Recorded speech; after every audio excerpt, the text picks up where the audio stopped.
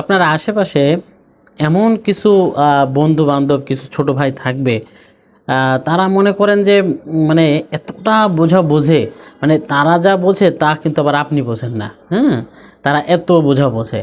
মানে দেখা যাচ্ছে কোনো বিষয় সম্পর্কে, কোনো ঘটনা সম্পর্কে আগামাথা কিছুই জানে না, হুটহাট করে দেখা যাচ্ছে যে একটা কমেন্ট করে বসবে, হ্যাঁ? সেটা ফেসবুকেই হোক বা সামনাসামনি হোক, সেটা হচ্ছে আগামাথা কিছুই জানে না ঘটনার, হুট করে একটা মানুষের সম্পর্কে একটা দেখা যাচ্ছে যে তার ধারণা নিয়ে নেয়, হ্যাঁ? যে না রে, তো এ না এটা সে।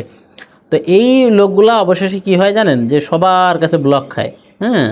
ব্লক খায়, ফেসবুকে ব্লক খায়, ব্যক্তিগতভাবে ব্লক খায়। এইগুলা হচ্ছে যে অতি রঞ্জিত, অতি বুদ্ধিমান পোলাপাইন, হ্যাঁ?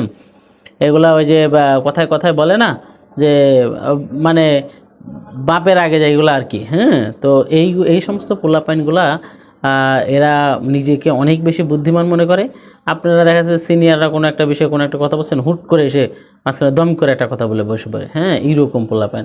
তো এইগুলাকে আমরা বলি হচ্ছে কি মোটা বুদ্ধির লোক, হ্যাঁ? মোটা বুদ্ধি, যেগুলাকে বলা হয় আলু খাওয়া মগা, এই আলু খাওয়া মগাগুলো কোনো সম্পর্কে, কারো সম্পর্কে কোনো কিছু জানবে না, বুঝবে না, হুটহাট করে এসে তুম করে মনে করেন যে একটা কথার মাঝখানে একটা কথা তুম করে বলে দেবে, হ্যাঁ? এদের কাজ হচ্ছে গিয়ে ফেসবুকে খুঁটে কোথায় কার কোন বড় ভাই, কোন সিনিয়র ভাই কী পোস্ট করেছে, সেখানে তার বিপক্ষে কী একটা কমেন্ট করা যায়, হ্যাঁ? এরকম একটা কমেন্ট করে বসে থাকবে। তো আর কি বলবো, এদের সম্পর্কে আসলে কিছু বলার নাই। তো এগুলো হয়তো আপনাদের প্রত্যেকের এলাকায় কম বেশি আছে।